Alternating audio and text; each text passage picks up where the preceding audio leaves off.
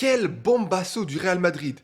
Bienvenue pour cette vidéo, on va parler du match entre Celta Vigo et le Real Madrid, match qui arrive à une semaine du Classico. Alors le Real Madrid remporte son match 2-1, belle victoire, but des joueurs importants, Mbappé, Vinicius. Ce match il était important parce que après tout ce qui s'est passé avec Mbappé, l'équipe de France, la Suède dont on va absolument pas parler, bref, côté Vinicius, il y avait une blessure supposée, est-ce qu'il était vraiment blessé, je sais pas, pareil pour Militao, la blessure de Carvajal, etc. C'était important que le Real gagne ce match pour que le Classico ait un enjeu important, parce que s'ils avaient perdu, bah quoi qu'il arrive, ils auraient été décrochés, donc ça aurait donné moins de saveur à ce match. Je rappelle que c'est Real Madrid contre Barcelone, donc c'est bien au Real, ce qui augmente l'enjeu, parce que si le Real Madrid n'arrive pas à gagner la semaine prochaine, ça va être chaud pour eux le championnat. Donc, ils gagnent 2-1, le match commence, forcément on se pose tous la même question, dans quel état il est Mbappé?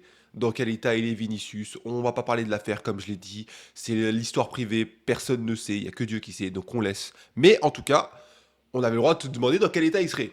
Et visiblement, ça a l'air d'aller. Il a marqué un sacré but, une superbe frappe. Côté Vinicius, je l'ai trouvé plutôt en forme aussi, ça va. Après, le Real Madrid n'a pas produit le plus grand jeu de l'univers, mais j'ai envie de dire, c'est pas ça le plus important. Le plus important, c'était qu'ils gagnent. Aller au Celta Vigo, c'est pas facile. Ils ont fait un bon match, le Celta Vigo, l'air de rien. Donc, devant, on va dire qu'ils ont gagné quelques certitudes. Moi, le vrai point d'interrogation que j'ai, c'est Bellingham. Bellingham, cette année, il y a un truc qui va pas. Au-delà du fait qu'il n'ait pas marqué, parce que on n'attend pas de Bellingham qui marque 20 buts dans la saison, mais c'est dans son apport. J'ai l'impression que lui-même, il sait plus exactement ce qu'il doit faire.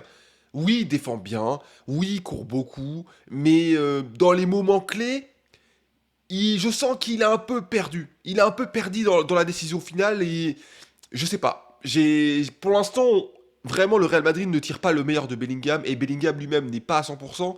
Et là, ça commence à faire un petit moment qu'il revient de blessure, donc va falloir qu'il mette la deuxième parce que sinon, bon, en fait, l'équipe va être déséquilibrée. Actuellement, c'est lui qui est censé faire le lien entre le milieu et l'attaque, et vu qu'il n'est pas en forme, bah des fois, soit il est trop en attaque, soit il est trop au milieu, mais il n'est pas exactement dans ces zones où on l'attend et où il était la saison dernière. Parce que c'est ça le plus important l'année dernière, il arrivait à être au bon endroit quand il le fallait. Là, cette année, je trouve que c'est un peu plus compliqué. Faut lui laisser un peu de temps, mais la semaine prochaine, ça va pas rigoler avec le Classico. Donc, espérons pour lui qu'il retrouve ses jambes et qu'il s'entraîne bien, etc. Sachant qu'il y a un match de Ligue des Champions contre Dortmund entre-temps pour le Real Madrid, un match qui sera forcément particulier pour Bellingham vu que, bah, avant de jouer au Real, il joue à Dortmund. En tout cas, Mbappé et Vinicius, plutôt bonne forme en ce moment. Bellingham, moyen. Derrière, sans Carvajal, on se demandait ce que ça allait donner. Bon, la défense n'a pas été ultra sereine en vrai, mais ça va. Mais ça va, ça va. Ils ont fait l'essentiel.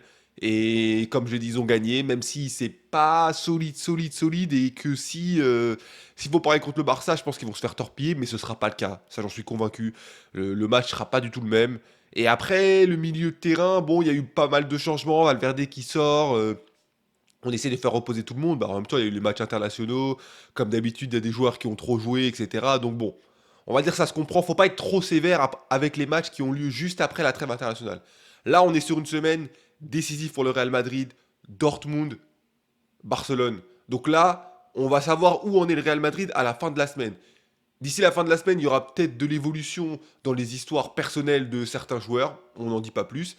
Et selon ça, on verra comment le Real Madrid va jouer ce match qu'ils doivent pour moi absolument gagner. Ils doivent absolument le gagner ce match. Un match nul, ce serait mauvais parce que le dernier Classico, ça veut dire qu'il aurait lieu au Barça. Le Barça aurait son avance. Et à moins que le Barça perde aujourd'hui, ce dont j'ai du mal à croire à domicile, ça va être très très compliqué. En tout cas, moi le Classico, il me chauffe. Là, quand j'ai vu ce match, je me suis dit à d'y être.